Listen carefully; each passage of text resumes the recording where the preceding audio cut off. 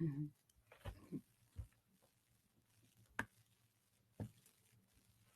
Okay, so welcome to our weekly webinar. It's great to have you with us. And this week we're going back to one of our grammar series webinars. And the content for this week is, what is the present continuous tense and how do we teach it? So we'll be looking at, and are going to look at in the future, lots of different kind of tenses. We know that grammar can be quite a dry subject. It can be a difficult thing for our students to learn and for us to always make it interesting. So we hope that this webinar we can just provide what this tense is and how we can teach it in an engaging way for our students. So let's get going. So in our webinar today, we will have this agenda. So we're going to look at these points. So what is the present continuous tense used for? What is the structure of the present continuous tense? How to teach it? And we're going to focus on one area that we can do where we can use flashcards for applying the present continuous tense. Key points to remember, and as always, you can always leave your questions and we will try and get back to you in the comments, and we do love reading your comments and any questions, so please feel free to do that throughout, and if you're watching it later on YouTube. So a question: why do we use the present continuous tense? Maybe this is a tense you haven't really heard of. I know that before I became an ESL teacher, it's not something I'd really thought about, but it's a tense that we use constantly. We use it every day, and it's actually one of the simpler ones. So let's have a look at this. What is the present continuous tense used for? So the present continuous tense can be used for many situations and is used in many situations. I myself did not really understand tenses when I was at school, and I definitely did not know there were so many, which is probably my bad for not studying hard enough. No, I didn't know either.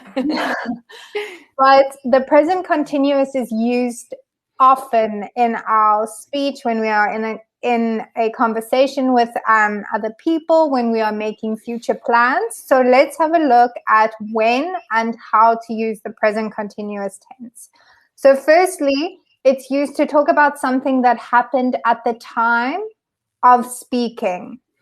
Or, sorry, that is happening at the time of speaking. So this means that the action is not finished. So for example, he is speaking to John. So he hasn't finished speaking to him. It's still an ongoing thing.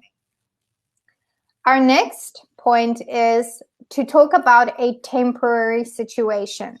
So something like, I'm living in London at the moment. So this is not going to happen all the time. It's only happening for a short period of time.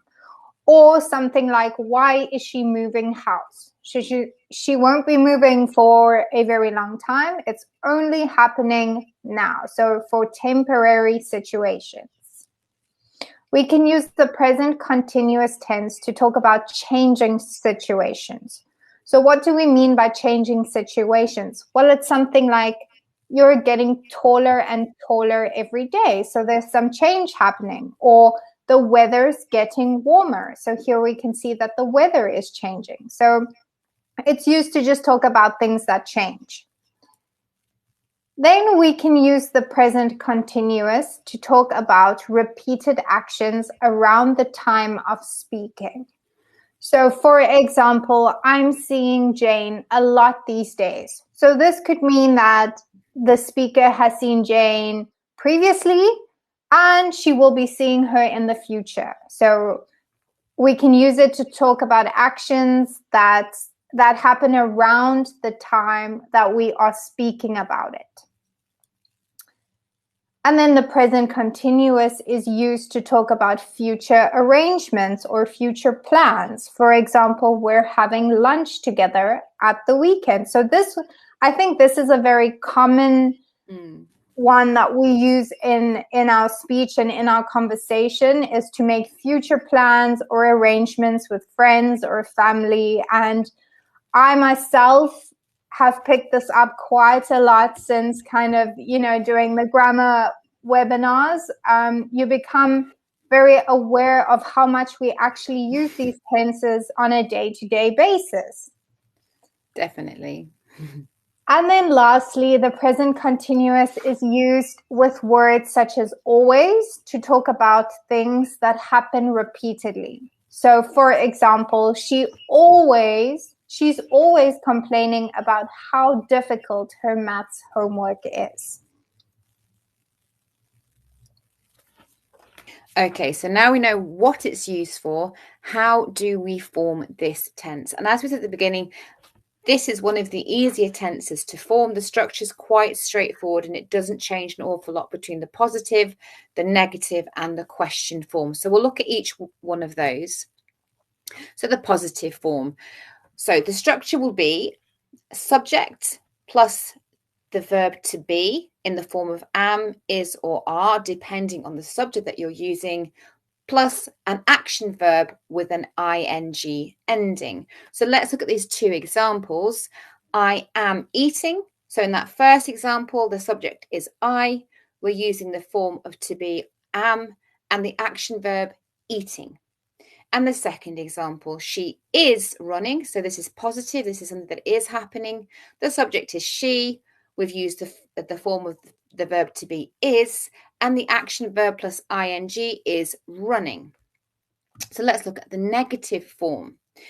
This is very similar. All we do is add the word not before the verb plus ing. So we have the subject plus the verb to be, again in that form, am, is, or are, plus not, plus our action verb plus ing. So let's look at our two examples. I am not studying and she is not doing homework. So this is negative. This is something that isn't happening. And our final structure would be our question form. So this time we just slightly rearrange it. We put the verb to be at the beginning, then the subject, and then the action verb plus ing ending. For example, are you studying? Is she eating? So why is it important for students to learn how to use the present continuous tense? So we'd love to hear your answers to this question. So please share in the comment section down below. I think it's very important because we use it on a day-to-day basis. We've gone through all the situations you can use it in, and from those you can see that it happens often that we could use the present continuous when talking, whether it be with family, friends, in a business setting, in a classroom setting. So it is important for students to know the structure and know when and how to correctly use this tense. What about you, Tammy? Very similar. I think it's because it's something that we use every day.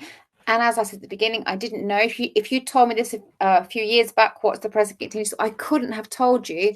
But by just looking at the structure and what it's used for, you realize that you do know it and how essential it is then for anyone who is learning a foreign English as a second language.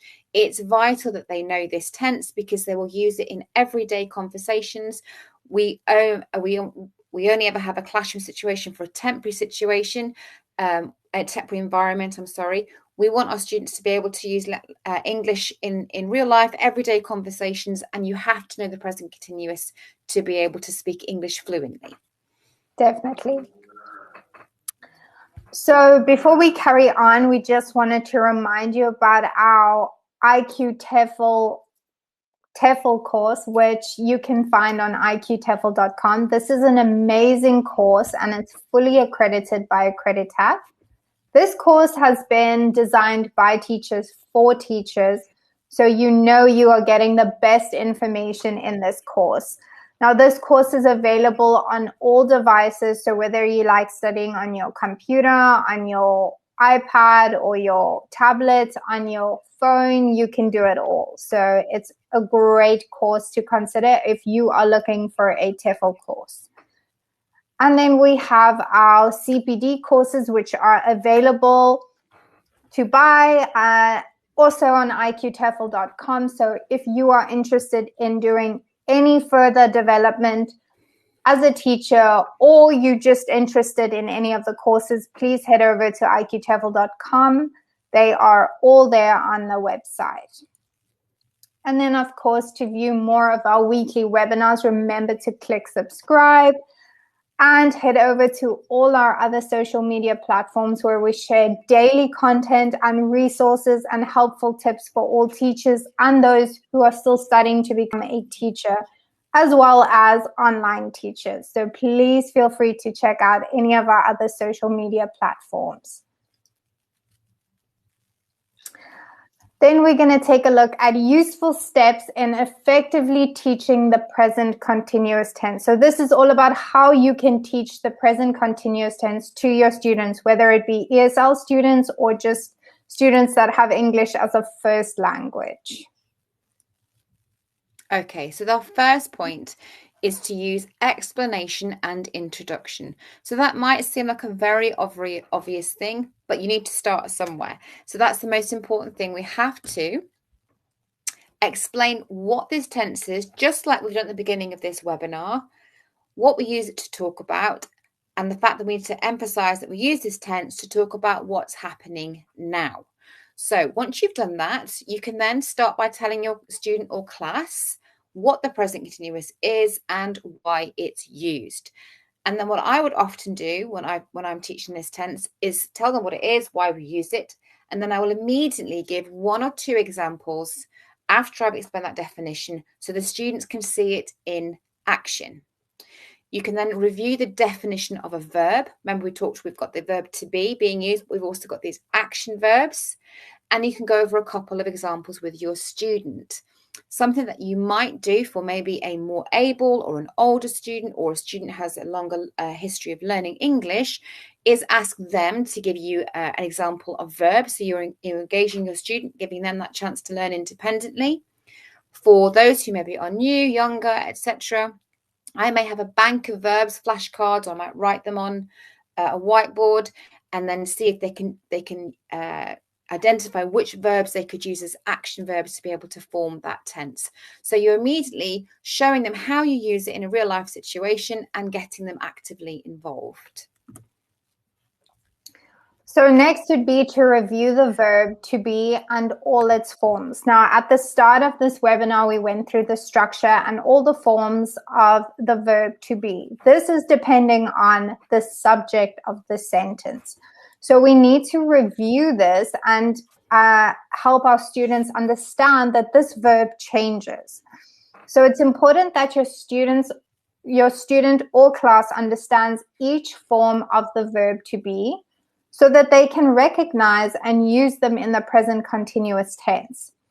So how we would do this is to review each form of the verb to be. So we have is, am, are, and you can put it in context for them. You can use a subject and the form of the verb. So I am, you are, he or she is, we are, and they are, by using them in a sentence as well and encouraging your students to do the same. So this could be a repeating action. So whether they are less able, you can give them a sentence and ask them to repeat just to get them using that structure. Or you can ask them to form their own sentences if they are able to do this. But just review that use of the verb to be and how it changes as your subject changes. For that, I will often write down the pronouns are, you, he, she, etc. And then I'll put the verb to be that we need to use according to each subject with that, and do a little bit of rote learning as well, a bit of drill learning if they are students that really aren't aware of that verb. Definitely. Yeah, I think drilling in this situation is probably a good idea. You know, don't do it too much because it can become boring, but I think it's a useful technique to use, especially when you're learning something tricky like tenses. Yeah, these are things we just have to learn.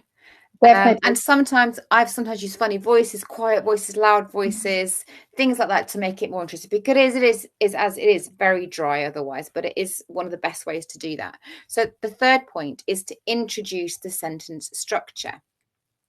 So how would we do this? Well, at the beginning, we looked at the structure ourselves. So you could write that equation for the present continuous on a board if you're in class, in a physical classroom, obviously you can use your board behind you, but you could use an interactive board, your own board, or some paper. It's important really that the student can see it visually. So you can say it, they can read it, they can see it. So it's involving all those kind of different types of learning. And then we show the students that this tense is created by using the verb to be and an action verb ending in ing. As we showed you with our structure earlier, we put the different forms of words, subject, to be, and then the verb, action verb in different colours. That's something I really like to do because it's a really visual way of helping our students to retain that information.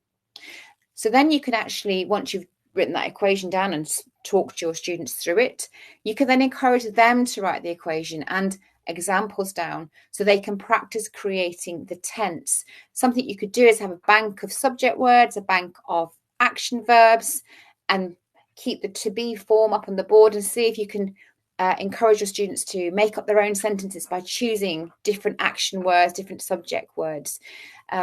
With more able students, again, I tend to just give them the whiteboard or a verbal and say, can you give me a sentence? Can you tell me now that they've done that? And that's obviously another very effective way as well.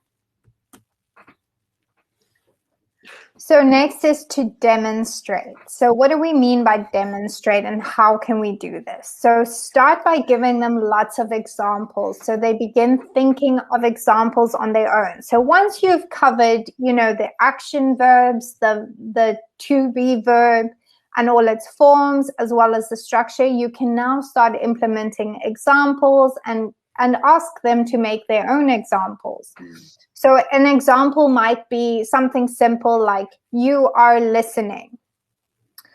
You can then point out the subject, the to be verb, and the verb ending in ing in each example. This again just brings them back to the structure and makes them aware of this is a present continuous sentence.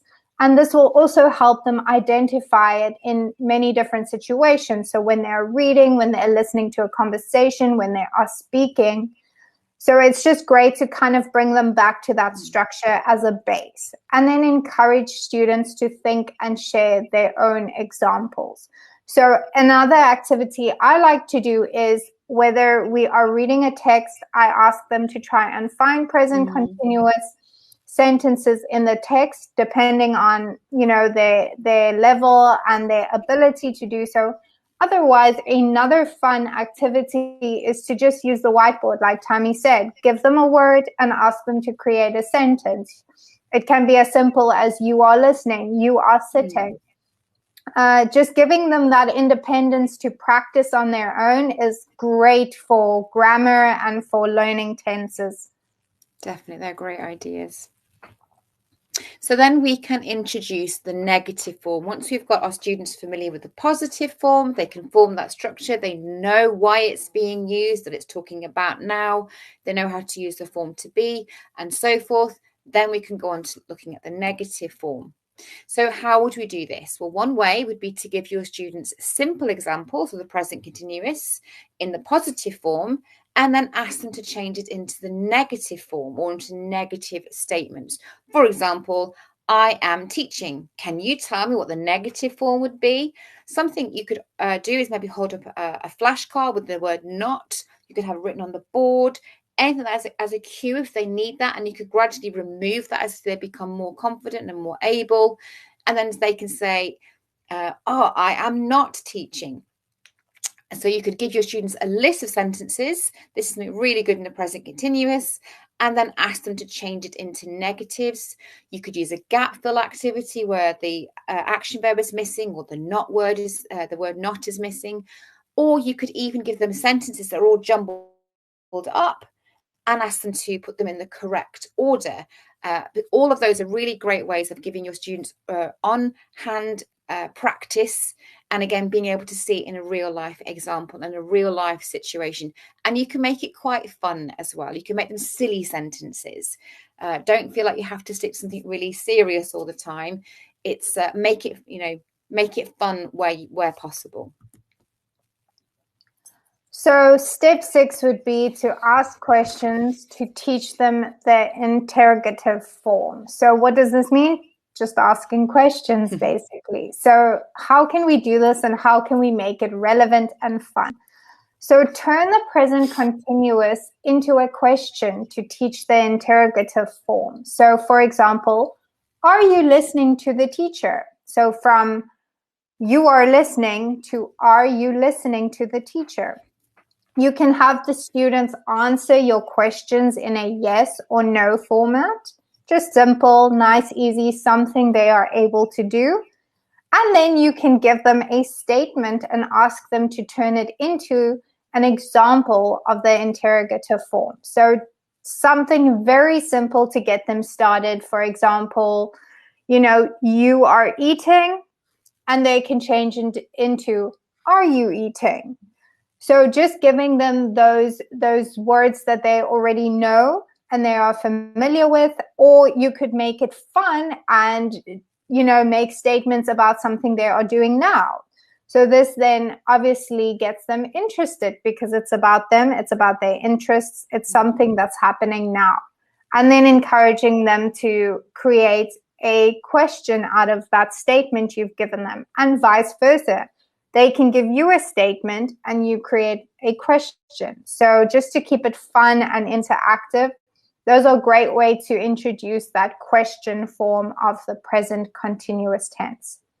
I like setting a homework task as well for questions as well. Once you know they're confident with it, maybe say, before your next lesson, ask 3 are you questions, or 3 questions in the present continuous to your family or friends, and then you can tell me what you asked them. You can tell me what you found out in the next lesson as well. That also keeps that momentum going. Definitely, and that's a great way to involve the family and the friends as well, which is also necessary for learning, a second language. It can be very tricky and very stressful. So just making it a little bit fun is always a good idea. Okay. Sorry. So that's okay. So we would love to hear your ideas. So please share them in the comment section down below. How do you teach the present continuous tense in your lessons? This can be, English first language students. It doesn't have to be ESL students. We would just love to hear how you do things, and, if it's different to how we do it. One of the ways I do it, when you said before about by using a piece of text, you can make that as simple or as difficult as it needs to be for your student. To then, as I love colors, as I said before, so to use a different color to find the subject, a different color for the to be verb, and then a different color for the action verb. They quite enjoy that. It's a fun way of seeing it, and they get to see it in a kind of, again, a real life situation as it's being used, as you would use in daily conversation. Definitely. And I think for me, I like to teach the structure first and foremost, just so that they know, kind of how to use it correctly. And then obviously in what situations you can use it. And once you've done that, you can kind of branch out. You've got like so many opportunities to kind of introduce that present continuous tense. But what I like to do the most, and what my students are so excited to talk about, is upcoming holidays. So I love to ask them about their plans for their up and coming holidays. Now it is summer holiday coming up, and I love to ask my students, what they have planned, what they're going to do. And this is just a great way to kind of introduce that present continuous tense, without them kind of even knowing they're using it. And they're very excited to talk about it, because who doesn't love holidays, and even better, summer holidays. So that's kind of what I like to do, is just teach that structure and when to use it, how to use it, and then go into all those fun, creative activities. Yeah, it's great to get your props involved as well with younger ones, isn't it? If they're a bit shy, can they get their toy to ask your toy what they're doing? Can you ask your toy about a different way, like what are their holidays? It's a really good way. I love those ways, Race, as well, that you've just mentioned. They're fantastic. And it's great at encouraging those conversational skills, because present continuous is definitely something we use in everyday conversation. So it helps with that fluency as well. Definitely. Okay, So we're just going to focus now on one specific area that we could then use to really implement all these different tips and tricks that we've just been talking about. So flashcards. So flashcards for applying the present continuous tense. This is something that I've mentioned as we've been going through. So what do we mean? Well, flashcards are visual aids which can give motivation and stimulate the learning process. They can help our students to improve their understanding of the present continuous tense. A flashcard can be a flashcard with an action verb, so a written word. You could have a flashcard with just ing, so you could put two cards together, the action verb and the ing, to show them that they need to form that structure. You could use picture cards as well. You don't have to have the actual word written down. Mix it up a little bit, and obviously, as always, differentiate according to each student's individual needs. As we always say, every student is an individual learner. No two students learn exactly the same way. But these are a great way to adding another dimension to your lesson, and really a really visual way of them helping to see that structure. So let's look at how we can use flashcards in some different ways. So matching activities. You can have students that need to match the written flashcards with the pictures in a face down memory game. So if, for example, you could have the word eating and another flashcard with the picture of somebody eating. I used to love memory games as a child. I used to do this all the time as a child. And I know from teaching students that a lot of students really enjoy this as well. This lends itself very well to a physical classroom, but you could adapt it to an online classroom. You could have some cards that are on the interactive whiteboard, and you can cover them and reveal them and see if they can match those activities together with the words and the pictures. Again, that's another way to kind of help them to retain what that meaning is, how you'd say that word, how it looks, and everything like that. So guess the card. So you can use a picture flashcard, and you can cover the whole picture, and then you can reveal picture by picture, like part of the picture at a time. And students need to try to guess what the people are doing or what the animals are doing. It can be anything. So an action that's happening. And they just get one little bit revealed at a time and see if they can do it before the whole picture is revealed. Again, a really fun way. And even older students quite enjoy this, because you can use pictures that are real life pictures. You don't have to use like cartoons. You can adapt according to the age of your student. And even I would like to doing something like this as well. And you'd remember it. I love games. So a mind trick game. So a bit like charades, you'd give a flashcard to the students, and then they mime the action. Sometimes you can even have a bank of flashcards if you're online. And so don't worry that you might see it. You could just show them to you. You can close your eyes and ask them to pick one of your flashcards that you're holding up, and then they can mime to you. So they're still having that game. They can still do it even if you're doing it online. But again, that lends itself very well to a physical classroom, and it also lends itself very well to a group session, really getting the students up and moving as well. And you can use flashcards for sentence construction. So you can use a picture flashcard, and then you can ask your students to form their own present continuous tense about each picture. You can have a variety of pictures. And again, for more older students, use pictures that will interest them, particularly for teenagers. I think that can be very important. Don't use a picture that's too young. Don't use something that's cartoony or Disney-ish. If you know your student, and you can even ask them, have a bank ready, then you can use real life pictures. I don't know, football, going shopping, something that they will be able to recognize and they will enjoy interacting with it as well. But that's a really good way, because they can see it physically and they can form that structure. So let's just have a look at some key points to remember when teaching the present continuous tense. So grammar is a very daunting area of English language, especially for ESL students. This can also be extremely daunting for first language English students. So we need to remember that it could be quite stressful when learning this. It could be confusing. So we just need to bear that in mind when we are teaching it.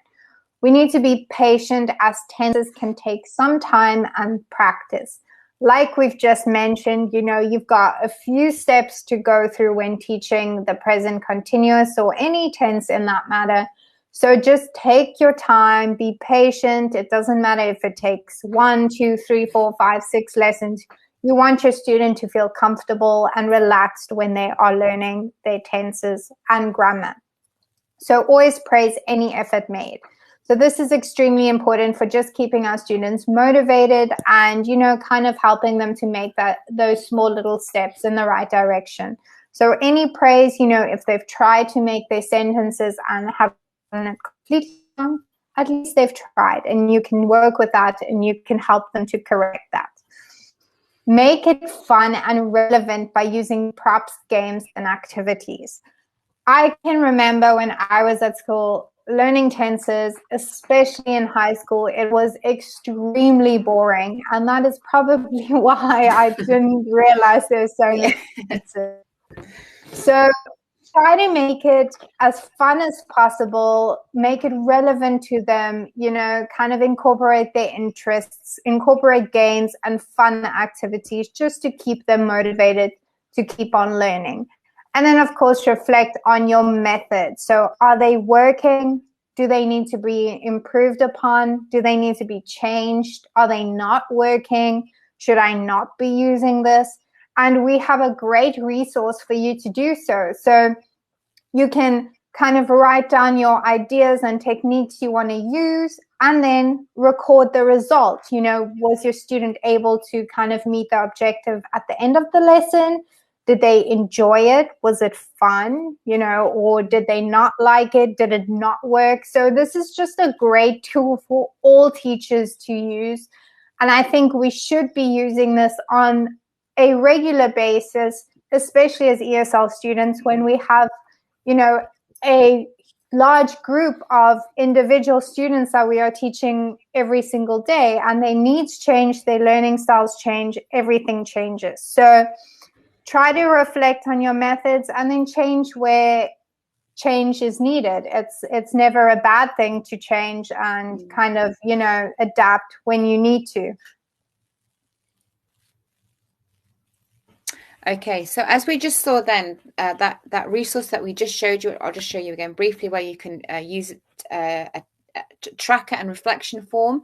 You can download this free from iqtefl.com. There are several different free resources. They're being added to regularly.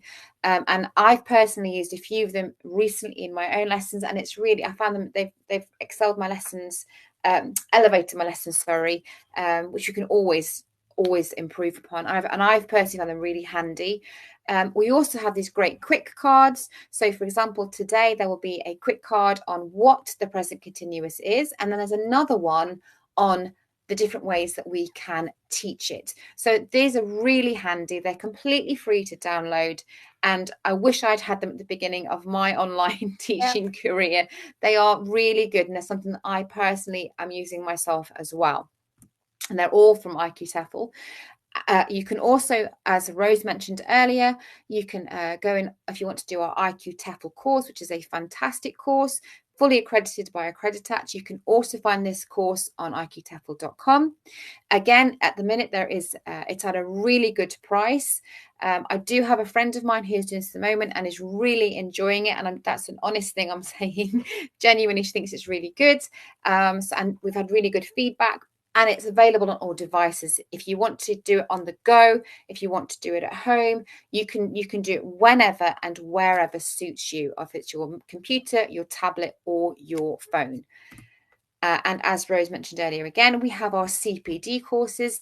These are being built upon and added to as well. And they are also a really good price, and they really help you with your own personal development, whether that is you're becoming a teacher for the first time, or you just want to continue your personal development as a teacher. And obviously, to please remember to click subscribe to our YouTube channel. We're also on Facebook, Instagram, Twitter, and Pinterest. There are weekly webinars such as this one. There's also lots of webinars from the past few months to catch up on. and lots of other really great videos and resources that are all available there that are really full of teaching tips. So head over to iqtefl.com. It will tell you the next webinar that will be coming up, and it will also give you the links to our previous short videos and our longer webinars. So we hope you've enjoyed it today. Thank you so much for coming. Please leave those comments. Please hit that like button, and we hope you enjoyed it, and we'll see you next week. Bye. Bye.